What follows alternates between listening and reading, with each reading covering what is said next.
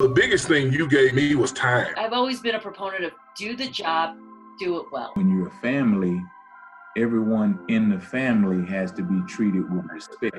Coach Wooden, it always started with relationships. It always started with coaching people's hearts. I want to know who you really are, right? You can put whatever you want on paper, but that doesn't really matter. His teachers, they meet the learner wherever he is. They don't care what you know. Until they know how much you care. Be aggressive. Let's win. Here we go.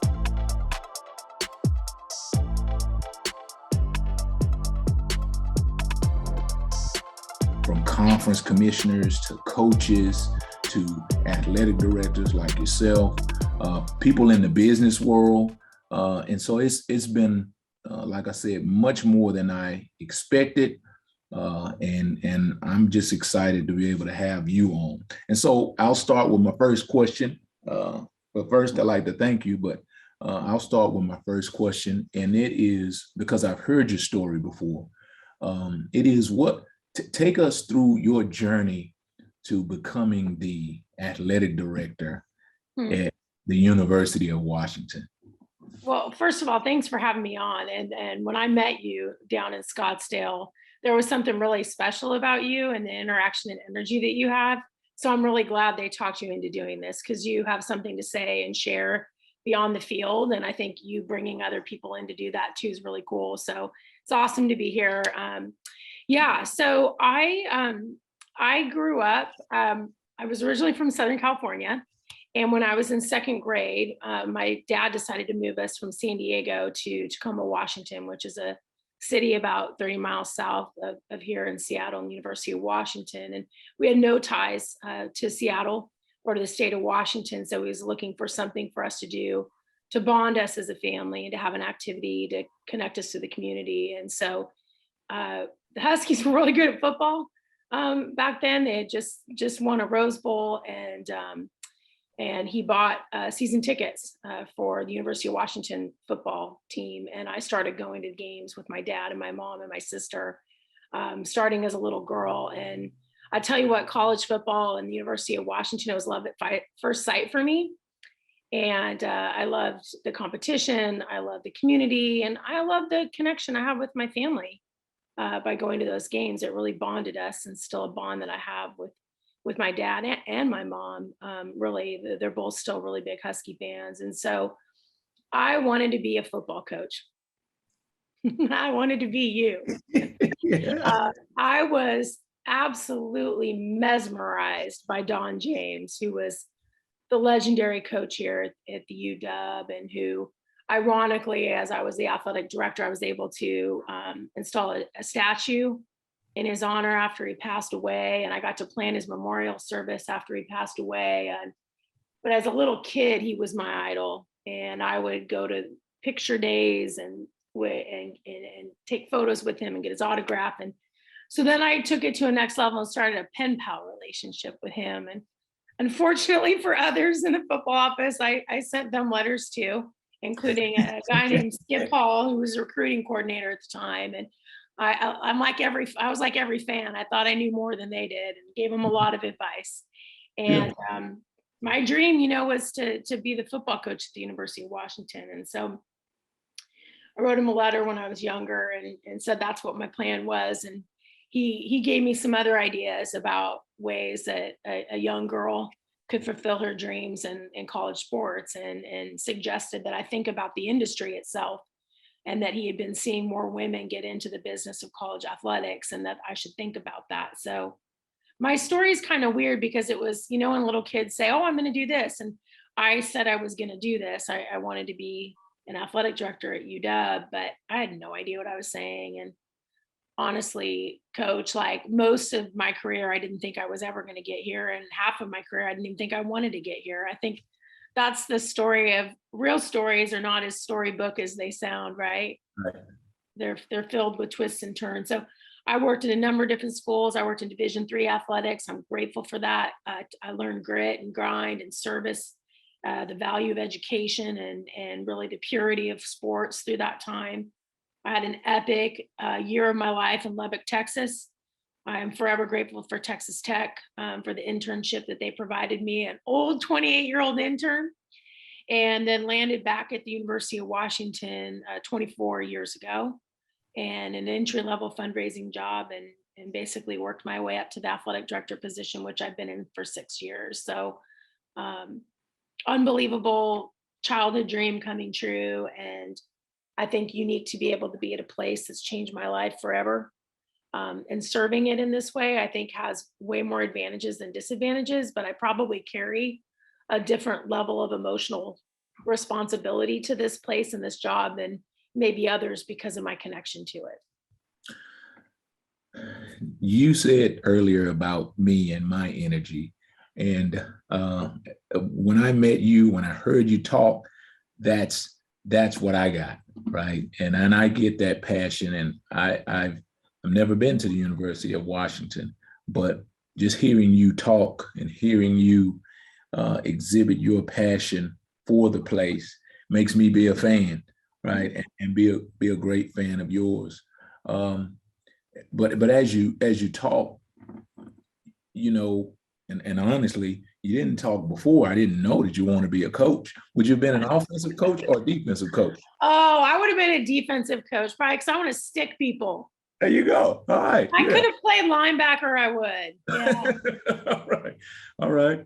Good. Well, okay. That takes our relationship to another level, right? Because you just said, I would like to be a wide receiver coach. Yeah. Then, I mean, come on. Now I have an offensive line son. He's a center, so he'll probably be disappointed with my defensive comment, but yeah. That's okay. That's okay. He's still growing. He's still learning. He might change the size of the ball. Well, as you and I, we talked about, or texted, actually, we texted much more than we've talked. But, you know, I would wonder in your career, who are the leaders? Because I believe you're a great leader. And I've talked to people who would work with you, and I talked to people who know you, and that's something that they say about you, that you're a great leader. And it's kind of funny in one way, and it's kind of cool in another way to hear this person who is a great leader talk about how they question themselves, right? How they question if they could do something when the people around you are looking like she's phenomenal. She can do whatever she wants to do. So it's kind of, like I said, kind of cool and funny at the same time to hear you speak about that sometimes. But who are those leaders in your career, in your life? I know you may have 20 or 30, but let's just hear about two of them. And what is it that they taught you? Yeah, I was lucky. First of all, this is a learning lab for excellence, isn't it? This environment that we get to be in. That's so right. We get to be taught leadership and evolve as leaders every single day based on the access of the people that we get to be around. I mean, I learned from student athletes, I learned from coaches, I learned from donors, business members. So, you know, it's always evolving, right? Our leadership abilities and skills. And I'm so grateful because, yeah, you're right. My list is long. I would say there's pivotal moments though in our lives, right? Where people come into them and teach us something that's foundational, that prepares us for something next that's coming. And a lot of times we don't see it coming. So the first person that comes to mind is the first person that really influenced my work ethic and my understanding of how we really exist to serve others. And that's a woman named Robin Hamilton. She was the associate athletic director, the softball coach, the sports information director, University of Puget Sound, Division III school. Eventually ended up being godmother to my youngest son. And I have never still seen somebody so dedicated to the work and the core purpose of their values and to serving other people. And she sat me down when I first started at University of Puget Sound. And I was a kid. I was almost the same age as the student athletes that we were serving. And oh, I thought I was a hot shot now. Yeah, you can imagine my fiery personality when I was younger. Yeah. And she sat me down and basically like gave it to me straight from the very beginning about how we were going to behave in that environment, why we were in that environment, why we had jobs in college athletics, what our responsibilities were to our institution, to our colleagues. And she did all that and made everything really fun. You know, she's just a really fun, caring person. And so she really was a foundational person in my life about selfless leadership and perspective, and that things aren't going to be easy if you want to lead the right way. It's going to be harder probably to do the right thing. Right. And then there were so many other leaders along the way. And then I would say probably that was like the most influential person on my leadership at a high level to prepare me for this position, and who's still really helping me, is Chris Peterson, our former football coach here at the university. From him, I think it's a couple qualities. I mean, one, consistency. You know, I got to watch him, and I know he internalized things, but from the outside, and when you're in these high profile jobs, Right. you got to kind of stay right. You know, this is what you're doing when you're coaching a game. You can't be too here and you can't be too here. You have to be always here. Don't believe the hype when it's good. Don't believe the criticism when it's bad. Just, you know, kind of stay in that central zone all the time. And he taught me that. But the other thing he really embodies that I think all great leaders have to have now, and that's self-awareness. Right. So he spent a lot of time getting feedback, reflecting, learning, growing, evaluating. And so, you know, he's still very involved with university and very involved supporting our coaches and me personally, like a coach for me. And there's no way I would have said yes to this job if it weren't for him. Right. No way. Wow. You know, when you talk about, and I've heard you continually say this, is serving the student athlete we serve. And there are some leaders who don't understand that dynamic. They don't understand that it's a serving operation. You know, you get to do this thing for the people. You know, some people would hate to say, I work for the kids, but no, you work for the student athletes. You work for the people who are younger. You work for them. You are to serve them. Sometimes as leaders, we get it jacked up. You know, we want them to kiss our ring. Well, hey, can I just on that? Like, I think that's what's so cool about you is like, you have found a way through all your own success and these positions that we're in to kind of keep that perspective. I mean, let's be honest about this. The environment we're working in is not promoting what you just said and what I embody too. No. I mean, I told a friend the other day, with just the pressures mounting all the time. It's just so stressful all the time. I think coaches, we share very similar experiences, even though our jobs are different. And I said, I swear, like this type of environment makes everybody become narcissistic. Like you start to actually, and I was starting to do it. Like I'm like, oh, like I sound like some victim in something, and I'm like, oh man, get some perspective.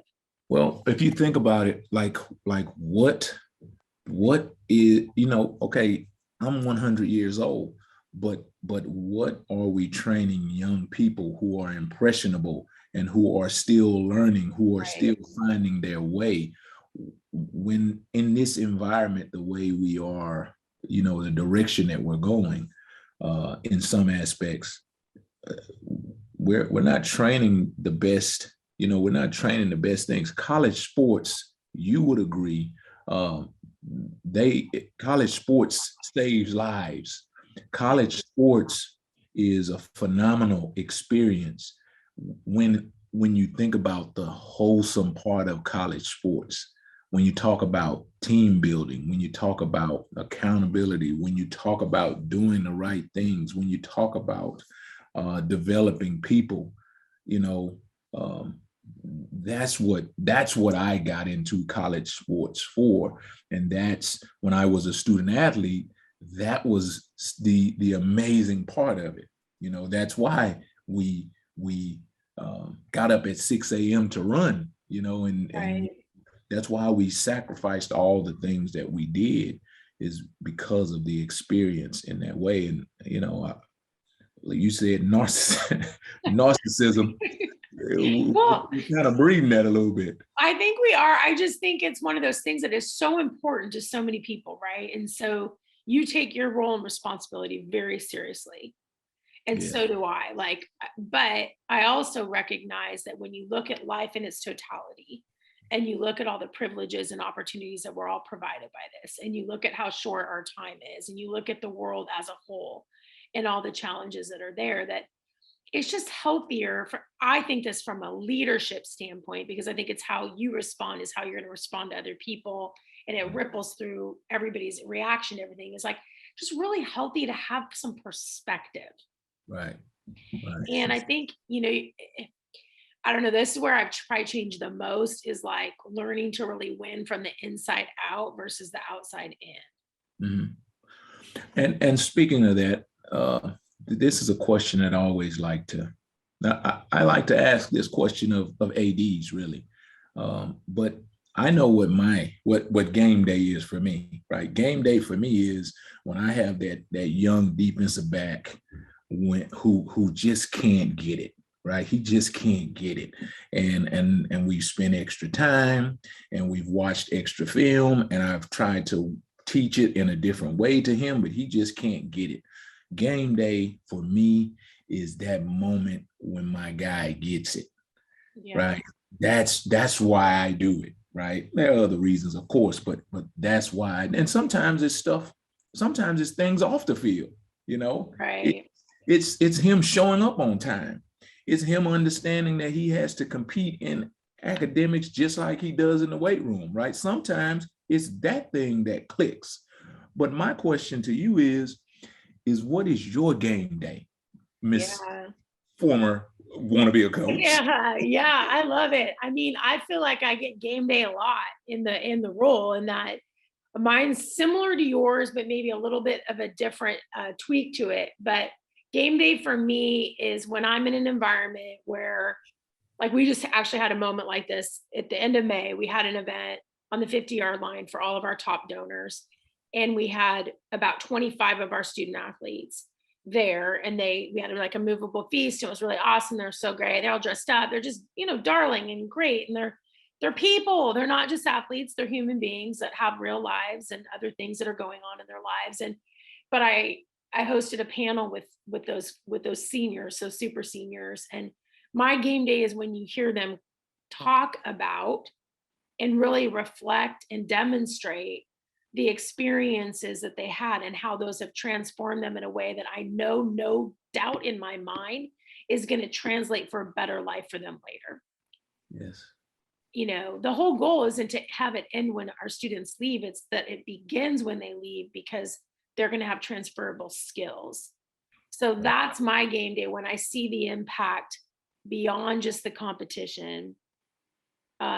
And I know it's going to pay off more in somebody's life. And that's like, yes, we did something good here. Right. We did something good. Super. I know you've had to do this recently, right? And it's in this world we live in, it's ever evolving, and you're always finding yourself adding staff members. When you look to add a coach or a staff member to your team, what is it? What is it that you look for? What are the things that are important to you before you bring someone onto your bus? First of all, I think this is the hardest thing we all do. I think hiring is so hard. And there's all this data about, in general, most companies get it right about 30% of the time. So none of us have figured it out fully. And there's so much hiring going on right now, right? But I'm very intentional about hiring, because I understand, because I'm very obsessive around like the people and the culture. So I have a few thoughts on that. I mean, the first is that when it's a hire I'm making, I always develop a profile. And the profile tends to be around competencies and experiences. That's kind of the starting place of the profile. So what kind of experience for a coaching position, sometimes at a certain point in time with a certain head coach, I may have to really, because of other reasons before or something, have to go get a head coach. But sometimes I might have in my profile a flexibility of having an assistant coach. Sometimes I might be willing to look at somebody that hasn't coached at this level, but has coached at another level, but meets other kind of factors in the profile, like regional ties, or something with recruiting that we can demonstrate they're going to figure that out, or the access they would have to build a staff. So there's all these components that that we look at when it comes to profile. But to me, talent alone and the resume and the experience alone is totally overrated. Right. Right. And so that's great. And you have to have a discipline to that. It's really important. But I combine that with an evaluation of somebody's commitment and alignment with our purpose. So at the University of Washington Athletic Department exists for the development of students. So we're going to hire people that actually align with that purpose. And there's ways you can vet that and test that. You can actually tell pretty quickly in conversations about what motivates people, but there's certain questions you can ask and certain research you can do. And then the second thing, it's our purpose and it's also our behaviors. So we have a set of core values that are inherent to the culture of the place. Really, it's like grittiness, a humility to us, a service mindset, and a growth mindset, innovation. That's very much Seattle. That's University of Washington. When you study successful teams, leaders, coaches in our history of time, people that embody and display those behaviors always tend to have very good results. So we really look for people that care about those things. So if you're like somebody that doesn't like to be a little bit more understated and it's a cultural thing, this place can be really hard for you, but you could be great someplace else. So like that alignment with purpose and values, if I were an athletic director at a different place, that might be totally different. Right. Right. And then the third piece is that's equally as important is just flat out character. Like, are you a good person? Are you going to treat people well? Are you going to do things the right way? Are you going to stand up for others when you need to stand up? Like, what kind of character do you have? And to me, the character and the value alignment work is the hardest part to evaluate. And yet it tends to be the most important part. When you look back and you've seen this, like, look at how many times we look at this where a really successful coach is really great one place, and then he or she goes someplace else and he or she is not anymore. Well, he didn't become a bad coach. They just didn't get aligned in these other areas. So that's the space that I'm constantly trying to understand. And I've made mistakes on and I've hit it home runs on. And like, that's the space that I think is most important though. It's really who this person is and how they show up in an organization and a culture that can match kind of what the greater place really stands for. Right.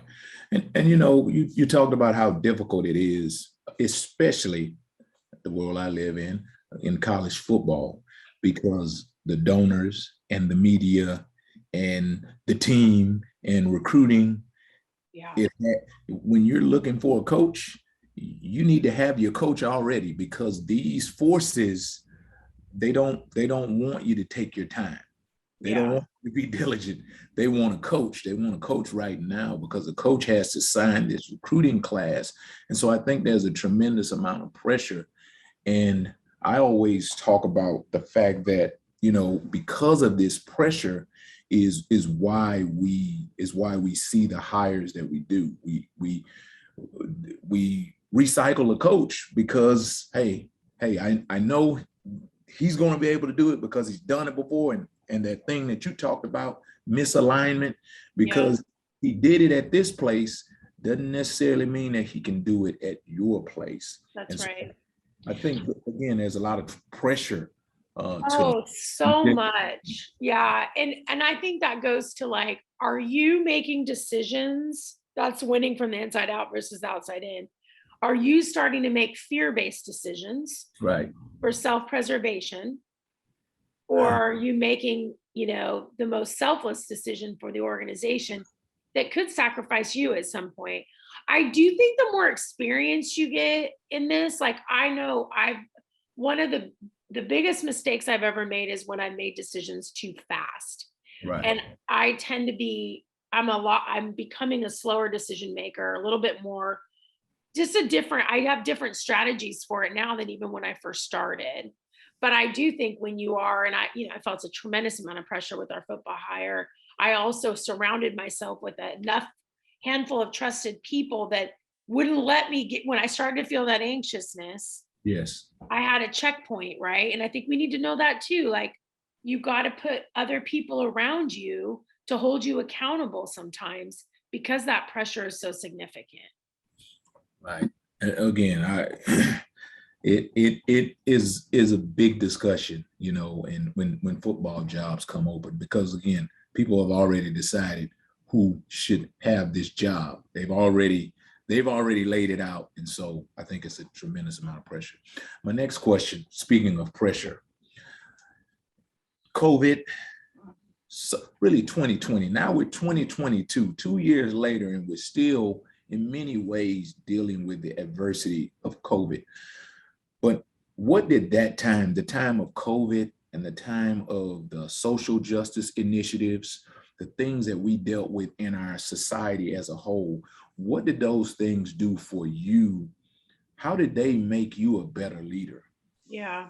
I think they may, I mean, first of all, yeah, the leadership development in this time and space. I mean, it's always hard to accept that you're developing and growing when there's also pain and hurt, Right.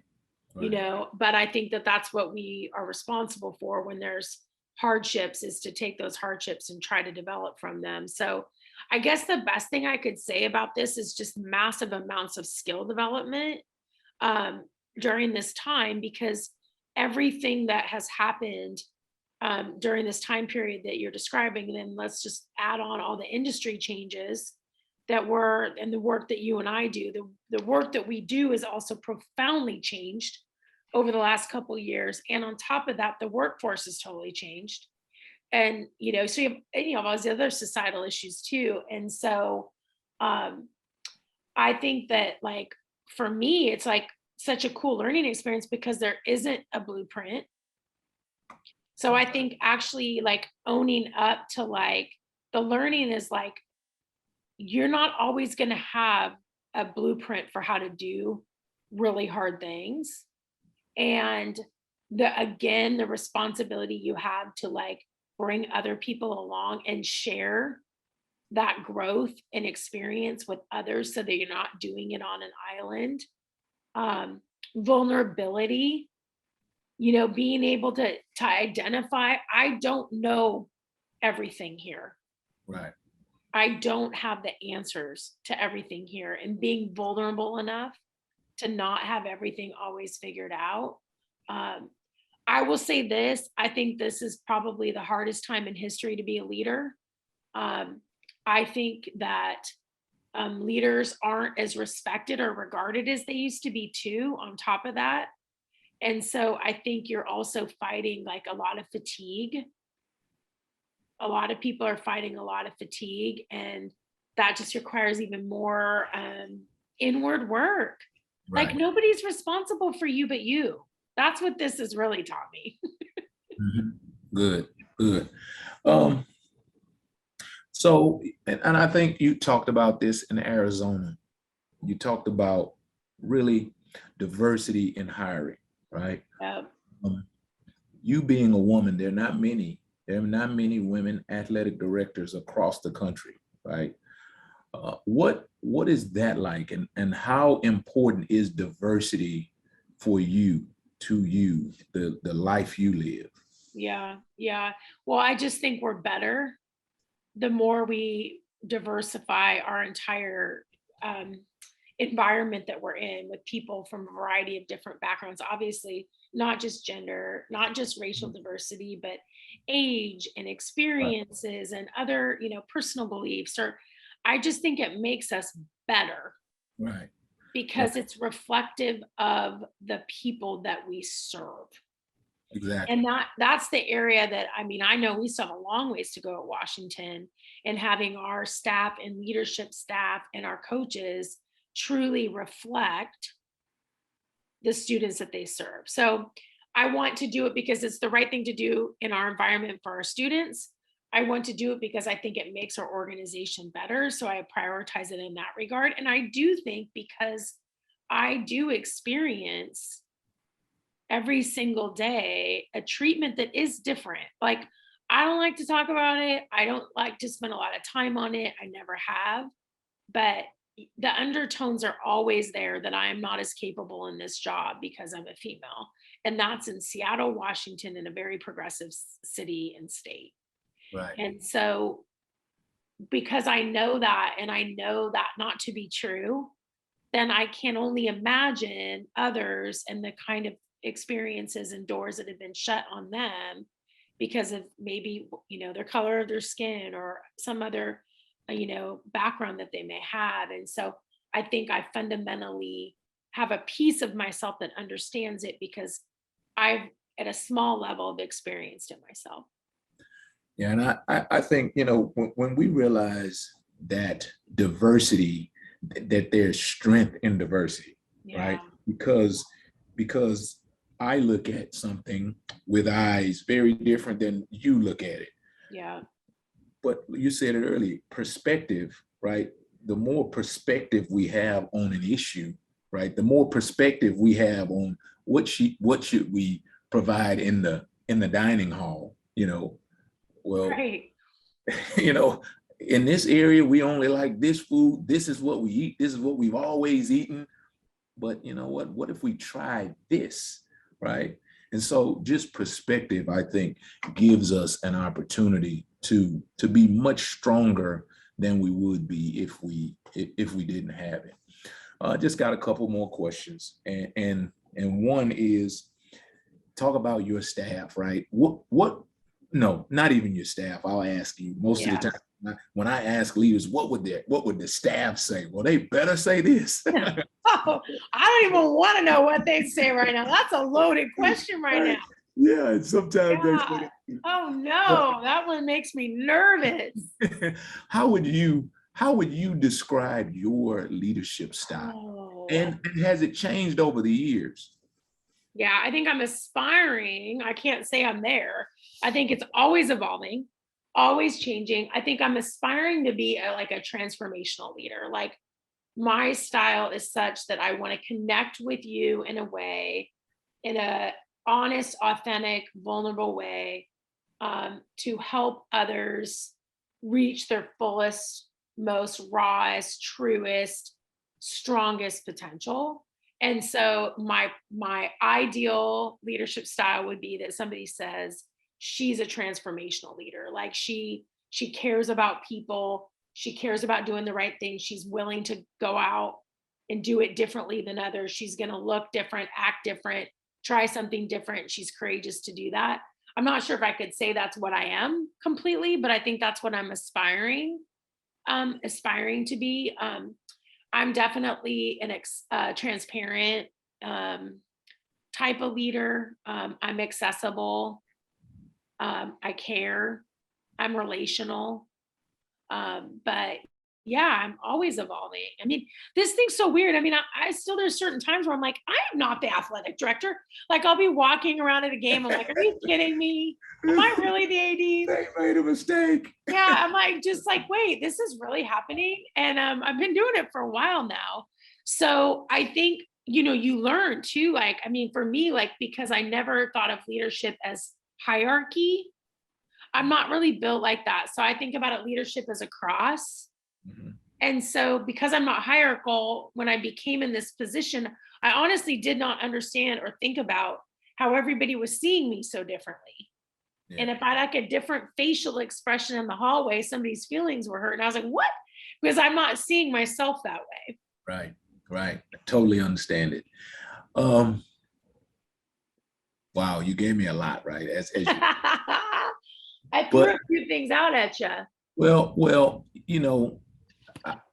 we can go to the dictionary and read the dictionary definition of leadership. The art of influencing the men and women to get the mission accomplished. Their willing acceptance to get the mission accomplished.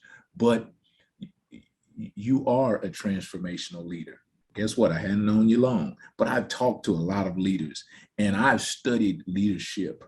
And when you care, when you lock into changing lives, right, as you lead in different realms, so many of the things that you just said about the way you lead, and I don't have to work with you, but just being around you and hearing you talk and again, hearing your passion for what you do, if I work with you, you change my life.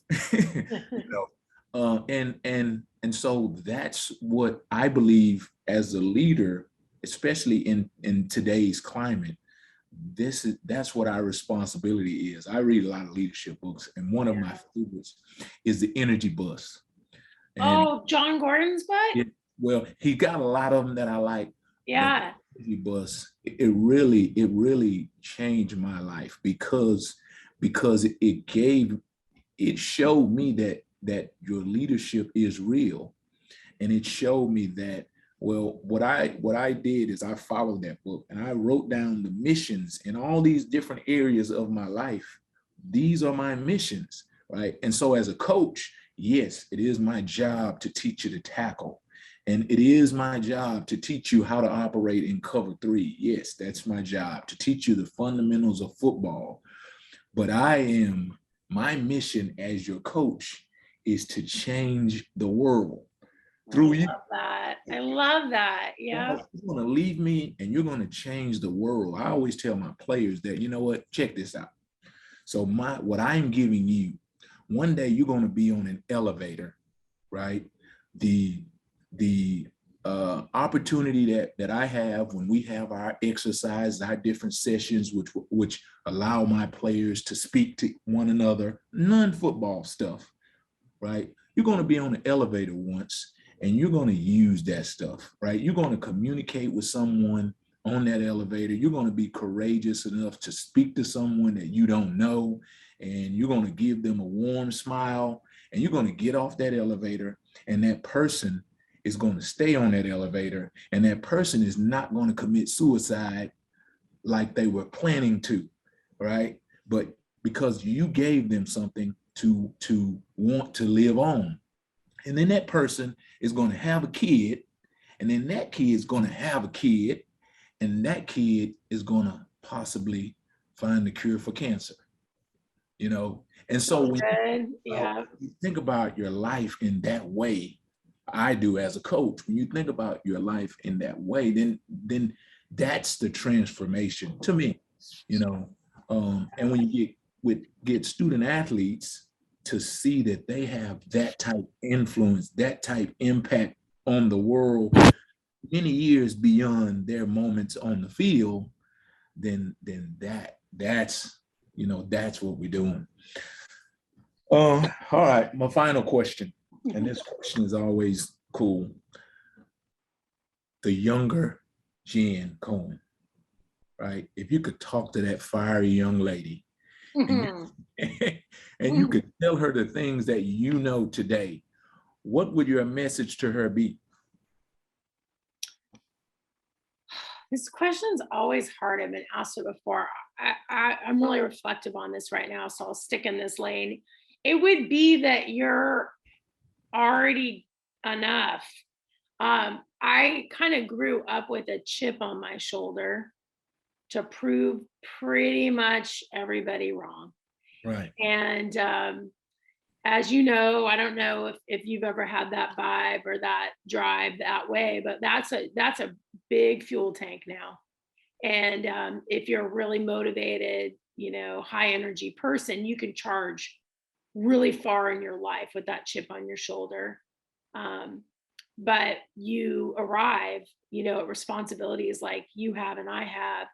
And that mindset is not a winning mindset for serving others. It's not a winning mindset for being healthy and having perspective and taking good care of yourself. It's not a winning mindset really for confidence and self-esteem and those types of things. So I honestly I wish I would have known that I was spending so much of my energy and time proving something to other people versus developing my confidence and my stability within myself. Because I just think I would have had a little bit more fun along the way. Right. Yeah. And I think that what you speak on for me, I as a player, now I had the opportunity to be drafted and play in the NFL. And I remember one day I was in the mall, right? I was in the mall and I thought to myself, you know what? I can buy whatever I want in this mall. you know. And you know, there was a certain amount of exaltation at that moment, but just 2 seconds later, I had the thought to myself, and you know, and because I could buy whatever I wanted out of the mall, I'm not any better as a person, right? And I didn't grow 6 inches taller. I didn't take a better picture. And I was not a better person just because I could buy whatever I wanted. Because it made me, and again, another second passed, and I was a little bit saddened because I thought about all my life. I was pushing for That's that. what you were working towards, right?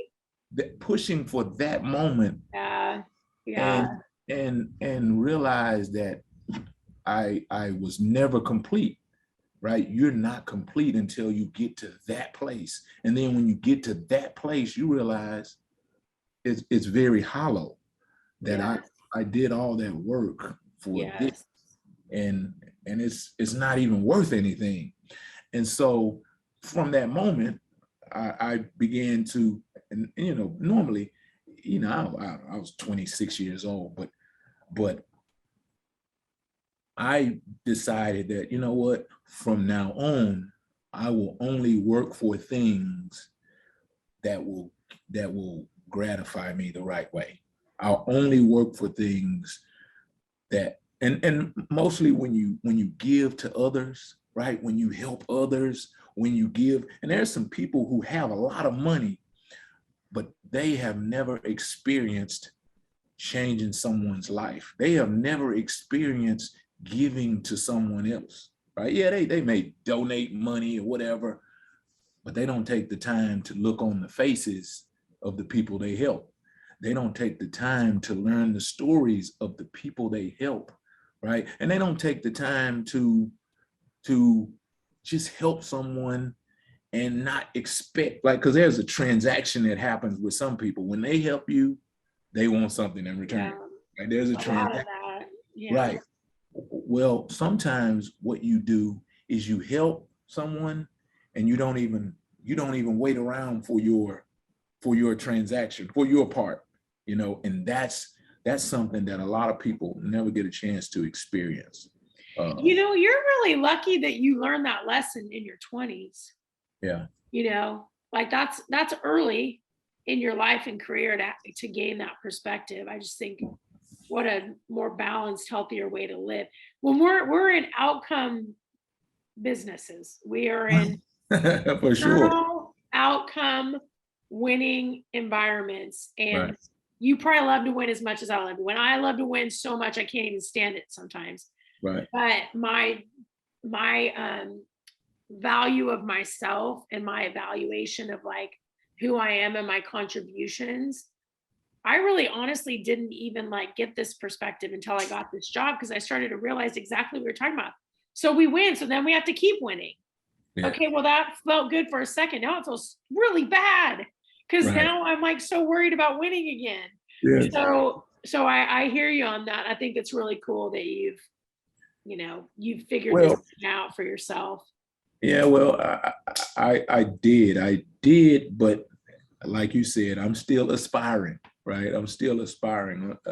There's still a struggle because of the environment we live in. Yeah. This environment. I had a coach say this to me once. He said, "They love you, they love you, they love you, then they eat you." That's right. It's so you have to keep going. You know, you have to keep going. If you don't keep going, then they eat you. The machine eats you.